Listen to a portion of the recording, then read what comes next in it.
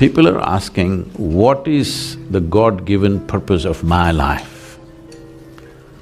Whatever is the source of creation, what makes you think the source of creation which created this cosmos, for which you do not know where it begins, where it ends, even keeping account of you, forget about giving you a specific purpose.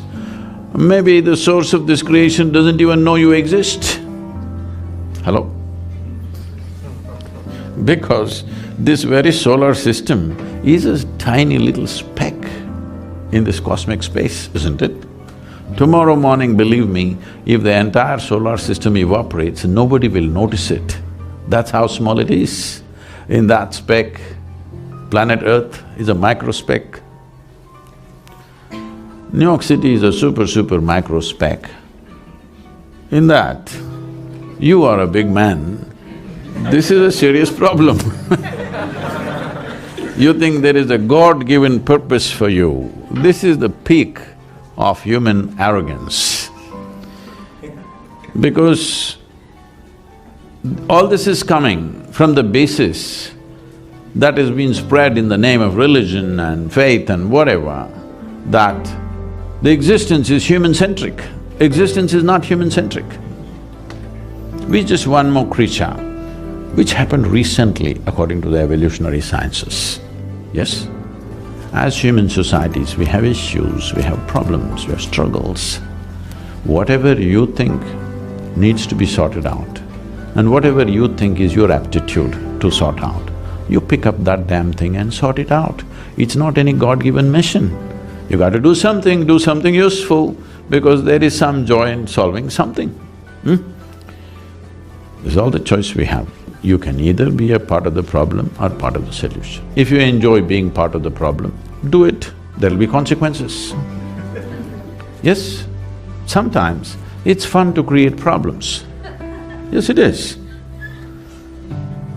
But it'll have its own kinds of consequences. The only thing you have to learn is do whatever the hell you want, just do it well. But for every action you perform, there is a consequence. When the consequence comes your way, if you're able to joyfully go through the consequence, you can do anything you wish. But when the consequence comes, you cry. If you're that kind, then you must control your action. You are creating such a level of conflict within yourself for every simple thing that you think you could always be doing something wrong, something wrong, something wrong. Well, joyfully do something wrong, it's okay. Hello? Nobody knows really whether they're doing the right thing or the wrong thing. Do they know for 100%? No. So don't bother yourself too much about is this right, is this wrong. It is just that when you do something, is this bringing well-being to me and everybody around me? That's all your concern is. Why don't you awaken the humanity within you? Why don't you become a living humanity? Humanity means just this, already we spoke about this. Animal nature means fixing boundaries. Human nature means expanding or including everybody into your boundaries, because this is a natural longing. Wherever you are, you want to be something more, something more. What is this? This is because your intelligence has come to a place where it doesn't like boundaries. It wants to expand. This is human nature. Human nature is naturally inclusive. Animal nature is exclusive, it wants to fix boundaries. So instead of being in boundaries of right and wrong, even if somebody is wrong, let's include them and do the best we can. So do not waste your time in right decisions, wrong decisions. When you are reasonably balanced and clear and happy, not frustrated about something, make a decision, throw your life into it, something wonderful will happen. You may not do the right thing, but you may do a great thing, you may do a wonderful thing, that's good enough. How far will I go? What will happen? Well, that depends on various things, your own intelligence, your competence, and the times in which we exist. You should not discount the times in which we exist. At different times in history, different things take off. We may be in sync with it. What we are may be appreciated today, or what we are may be appreciated tomorrow, or what we are may be appreciated after we are gone. But whatever we did in our life, we did with total involvement, because life is in its involvement. Life is not in its correctness. Your involvement must be unbridled. Whatever you do, see how everybody's well-being is included in this. If you are an inclusive process and you're involved, it is fine. Are you right or wrong? Right or wrong, till the last day of your life, you cannot really decide what is right and wrong. A human being, at least on this planet, you're the peak of evolution, physiologically at least. Yes? If other behavioral aspects, if we may have questions but physiologically at least, the most evolved creature on the planet. What the most evolved creature on the planet means is, it has the most complex neurological system and it has the highest level of cerebral capability. That means you can think, you can remember, you have memory. You have a very vivid sense of memory and a fantastic sense of imagination. An ant doesn't have such a vivid sense of memory, nor does he have any great imagination. He has some. But he has a presence of mind about the life that he is living. Because the education systems that you're going through right from kindergarten level is such that it is about everything except you. It's about everything else. Somebody is PhD in tourism, somebody is PhD in biotechnology, somebody is PhD in something. Nothing about this. How does this function? There is no attention at all. A human being functions. You know, you have a Kalabhairava temple here. What this means is, a human being exists in 3 times. He lives because of the richness of his memory. How rich is your memory determines what you will do and what you will not do right now, isn't it so? So memory is important, the present experience is important, and how vivid is your imagination for tomorrow is very important. Right now the problem is, these things have all gotten mixed up because discipline of faculty has simply not come. Nothing has been taught to our children that there needs to be… Discipline means people think English kind of discipline, walking like this like idiots. Discipline of faculty is not there. Because of this, your own mind turns against you. What happened 10 years ago, you still suffer? Hello? What may happen day after tomorrow, you already suffer? Because there's no discipline of faculty. You don't know how to use your memory, you don't know how to use your imagination. Your memory makes you suffer, your imagination makes you suffer, and you think you're suffering your life. You are not suffering your life, you are only suffering the 2 greatest faculties of being human, vivid sense of memory and a fantastic sense of imagination, isn't it so? If you suffer the greatest faculties that you have, what can we do with you? If you suffer an ailment, understandable. If you suffer a disability, understandable. If you suffer your ability, hopeless case. Yes or no? You're suffering your capabilities. If you're suffering your disability, it's all right. You're suffering your capabilities. Because what life throws at us is not our choice always. We try to manage it to some extent, but it's not entirely our choice. Life may throw all kinds of things at us, but what we make out of it is 100% ours.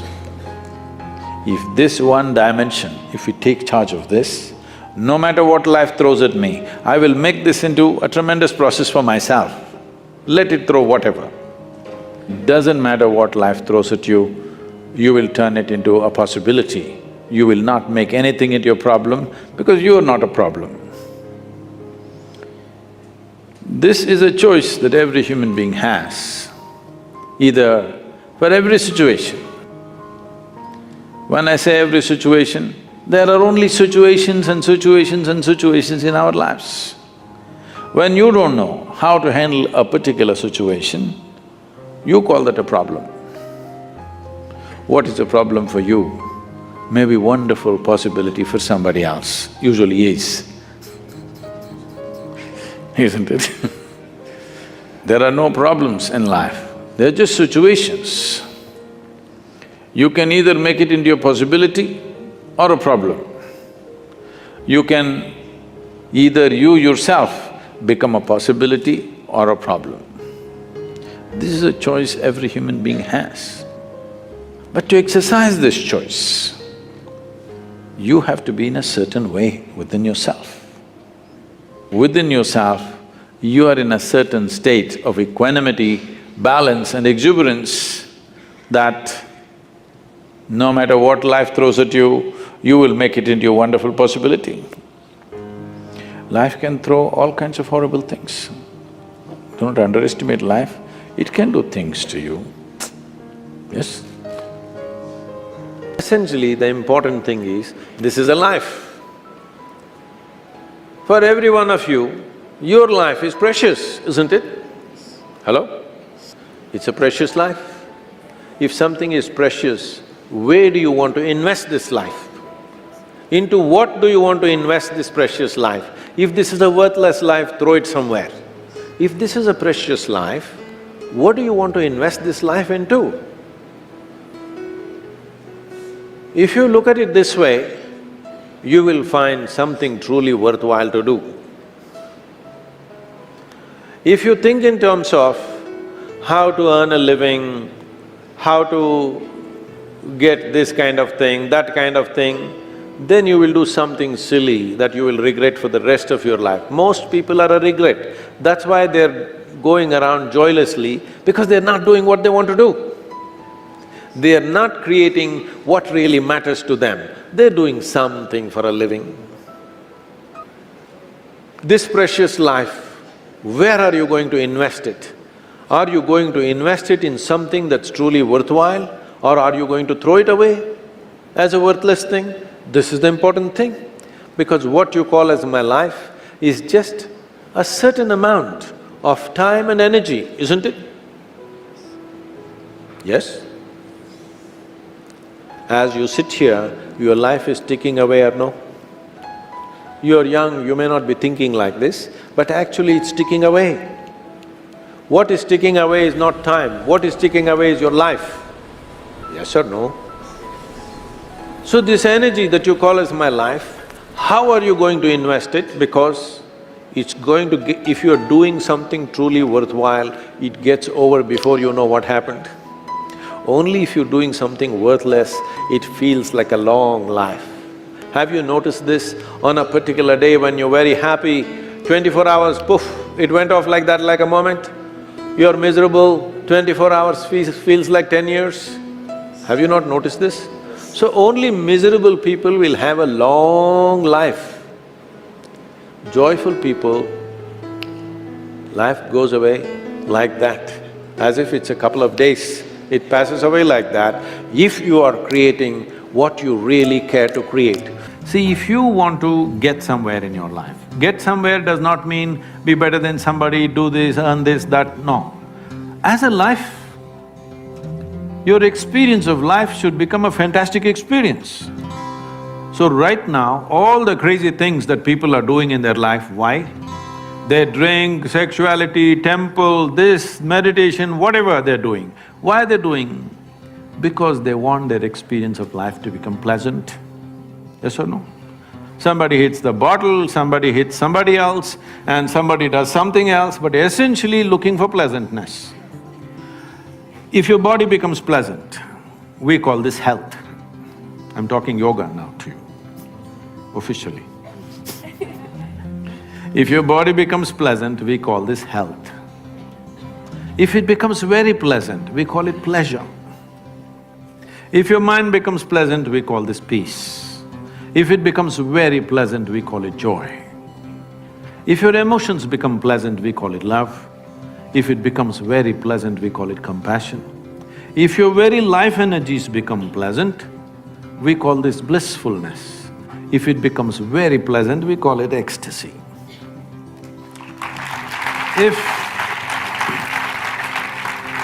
If your surroundings become pleasant, we call this success. Only for this last one. To make our surroundings pleasant, we need the cooperation of many forces around us. Many things have to fall into place.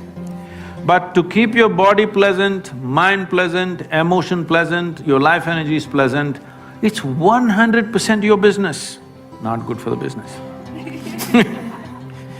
Isn't it 100% your business to keep this body, this mind, this emotion and this energy pleasant within yourself? I'm asking all of you, tell me, on a day when you're very happy, are you willing to do lot of things? Or a day when you're depressed, you're willing to do lot of things?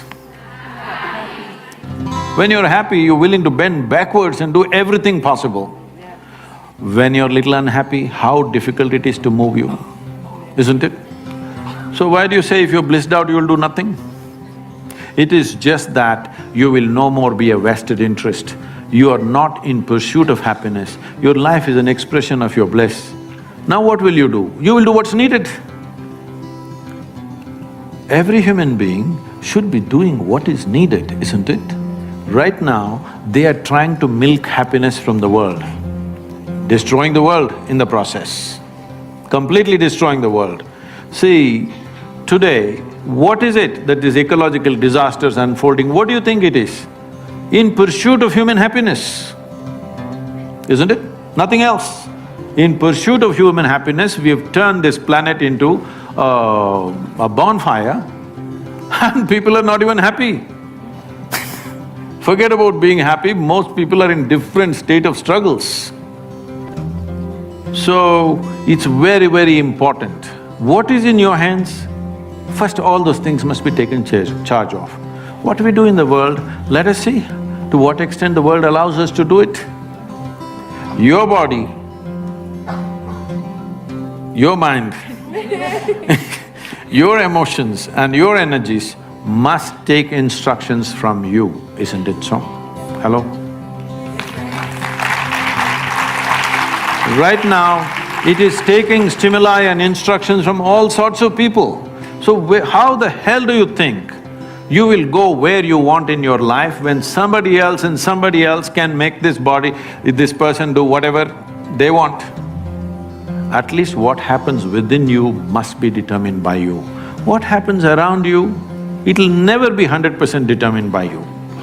If you work hard, a little more influence, otherwise little less influence, but never 100%. Outside situations will always be like that and they should be like that, because if the whole world happens the way you want, then where do I go? Little bit your way, little bit my way, little bit somebody else's way, it's fine. But what happens here must be my way. If this one thing happens your way, will you keep yourself blissful, miserable, depressed, what? So essentially, you must understand, you can call it stress, anxiety, misery, depression, whatever you call it. Essentially, your intelligence has turned against you. That's all that's happened to you. Because there is no any kind of knowledge in your education system from ABC to till this day, how to take charge of the faculties that you have within yourself. When he is fully shattered, what can he do? The question is, do you want to allow yourself to be fully shattered? That's a question. And many things that don't work out in your early life, you will see later on, it is a great blessing. Even if you're put through the most horrible situations, either you can come out using that experience as a better human being, or you can use the experience to become a horrible mess. So whenever something hurts you, there are two options. You can either become wounded or you can become wise. This is the choice. The more things hurt you early on in your life, the wiser you should have become, isn't it? But unfortunately, most people become wounded. This is simply because they just need an excuse to turn their own intelligence against themselves, that's all. Especially if the world around you turns against you, is it not very, very important that your intelligence stands up? We are misunderstanding consciousness as just mental alertness. Mental alertness will help you to survive better. Consciousness is not about that. See, you know that you exist right now only because you're conscious, isn't it? You are conscious right now. That's why you know that you're here. Suppose you fell asleep. You don't know that you exist, isn't it? You don't know the world exists, nor do you know that you exist, simply because you're somewhat unconscious. Does it mean to say you're completely unconscious? No, you're still conscious when you're sleeping, but not conscious enough to notice the presence of many things. So consciousness is not whether it is present or absent, it is always there. The question is only the intensity and the volume of it. If we have to use an analogy, right now see, the lights are focused on us, so both of us are clearly seen. There are people hiding in darkness. Suppose you dim the light further, all these people will disappear, only two of us will be there. If you increase the voltage, suddenly they will all appear. They were always here. They were here all the time. Because the lights were dimmed, I could only see you and nobody else. If the lights were up, then you could see. This is all consciousness sees. Everybody is conscious. Question is how conscious. So to increase or to raise consciousness, what have we done in the societies? Our entire education system is just about survival, one being better than the other. How can you be conscious when you're competitive? When all you want to do is be better than somebody, your only joy is other people's failures. How will you be conscious? When you're enjoying other people's sufferings, other people's failures, this is what being number one means.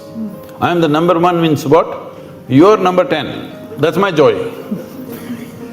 So I think this is sickness. From kindergarten, you're spreading this sickness into children and you expect them to be fantastic, it won't work like that. You're paying too much attention to everything around you, not enough attention to this one.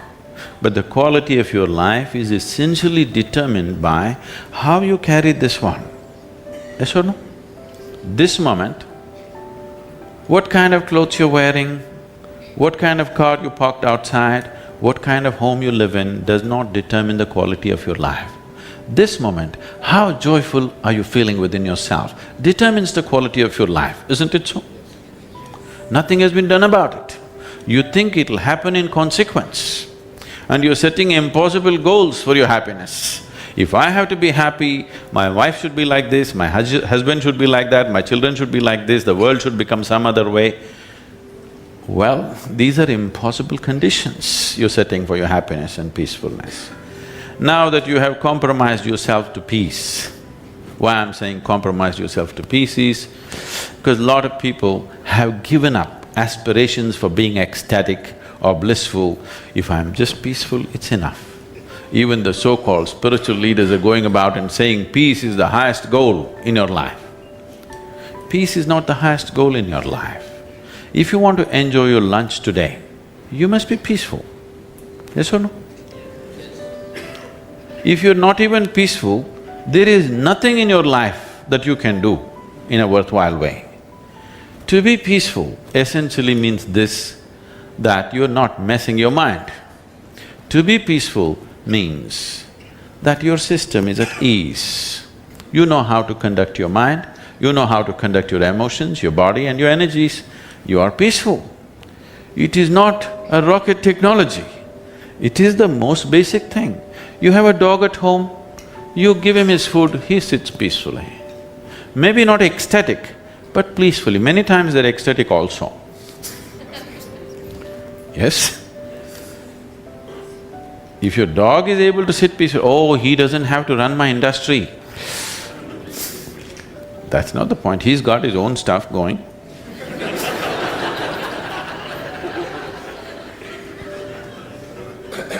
See, it has nothing to do with the external activity that you're doing. It's got something to do with the internal systems as to how they're functioning. Essentially, it means neither your body, nor your mind, nor your chemistry, nor your emotions, nor your energy are taking instructions from you. They're doing their own thing. Once your machine is not in your control, being peaceful is impossible. I'll tell you, you get into your car, and now you go there and you want to turn this way, you do this to the steering, it goes this way. Can you peacefully drive this car? Can you? No, anxiety is natural, isn't it? This is what has happened to your vehicle. It's out of control. You've never done anything to find out where the steering wheel is, first of all. This is not that simple as a car, this is a super computer. Now the problem is most people have not even bothered to find the keyboard. They think if they do this, somehow it'll work. When you're given such a highly sophisticated machine, if you do not conduct it properly, it will cause many problems to you. If you come to the idea of mortality once in a way, it'll make you depressed. It will make you fearful. If you live with it every moment, it will make you absolutely exuberant and alive, because it is just this one thing, that this is not forever, this is just for a brief period of time. And the more joyful you are, briefer it becomes. If you're ecstatic, it'll just vanish in no time. Yes? So if you want to stretch it, you need to make yourself truly miserable. Otherwise, it'll be just gone in no time. If you come to terms with this, if you live this way, that every moment you appreciate one thing and only one thing, because the most important thing in your life is you're alive right now. To be alive, fully alive, 100% alive is the most important thing, because only if something is 100% alive, can you make it yield something beautiful. Say you have a little plant in your house, or let's say a mango tree in your house, which is like this, which is just imitating you. Can you make it come out with lot of sweetness? No, it's alive in a big way. Now you can expect sweetness from that. Nobody has to teach the mango tree which is alive, please give sweetness. Anyway it will pour out, isn't it? Miserable people have to be taught, please be loving, please be nice to people, gentle to people, do this, do that. All these things necessary because in some way you become half alive. If you're exuberantly alive, it is natural for human consciousness to bleed sweetness every moment of your life. We don't know what great things you will do or not. We don't know whether you will climb Mount Everest or not. We don't know whether you will run faster than Mr. Bolt or not. We don't know whether you will become the richest man or woman in this world or not. But this one thing you must do to yourself, this one thing you deserve, this one thing is 100% in your hands, that you can live here as a joyful human being. This much is possible for every one of us. Our ability to fix the world around us, subject to various realities. Some things work, some things don't work. Because this involves too many forces, sometimes it falls into place, sometimes it doesn't. But in our lives, will we do everything that we can do or not is determined by this, that only if you're joyful by your own nature, that is, you have no fear of suffering, only when you have no fear of suffering will you dare to walk your life full stride. Everything that you can do, you will do. In our lives, if we do not do what we cannot do, this is not an issue. But if we do not do what we can do, we are a disastrous life. I know money is important, but money doesn't come because you desire money. It comes because you do something well. Instead of going on thinking about how much money you want to earn, if you look at what you want to create, and if what you create is truly worthwhile, money will happen.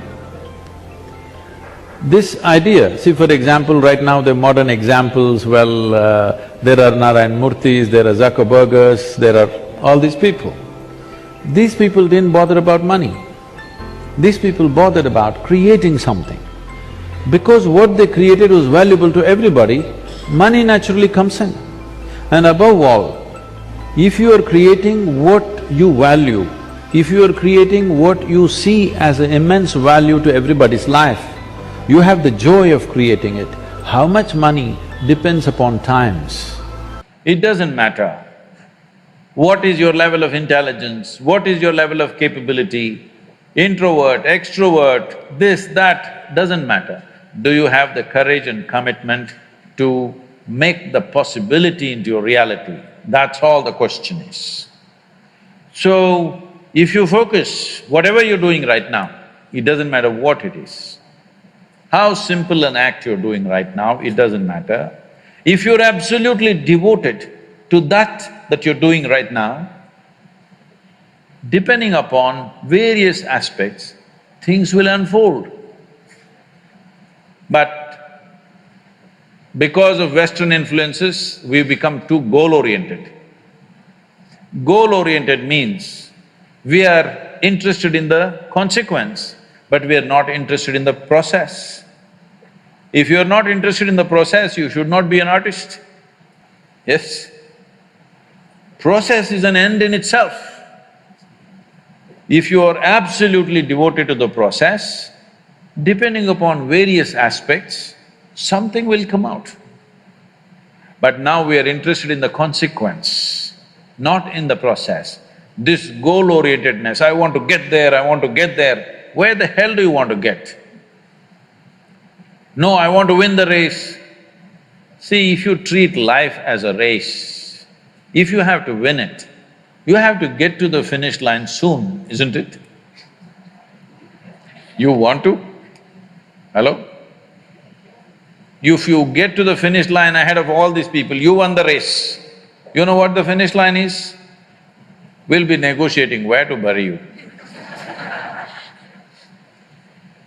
So, particularly being in creative arts, don't ever think of a goal.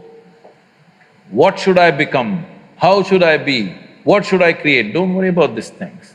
If you're devoted to the process, something will come out. Something more beautiful than you imagined will happen because you're devoted to the process. Without devotion, I'm specifically using the word devotion because people think devotion means going to the temple, church or mosque. No, without devotion, either in sport, art, music, spirituality, politics, business, anything, any arena of life, has anybody done anything truly significant without being absolutely devoted to what they're doing? Have they? No, mediocre things you can do. So do not think of art and aesthetics as a way to earn a living. Living will happen because if a human being stays focused on something, inevitably it'll yield. How can it not yield? The universe will yield to you if you're focused. I'm telling all of you young people, do whatever the hell you want in your life, but you must be intensely focused on something. If you're not investing in anything, your life, it will just go waste. Because as I told you in the very beginning, one basic ingredient of your life is time, and this is just going away. If this one thing is done within the human being, then every situation is a possibility. Once every situation becomes a possibility, this human being will blossom to a full-fledged life. And this is the aspiration of every life, to somehow become a full-fledged life.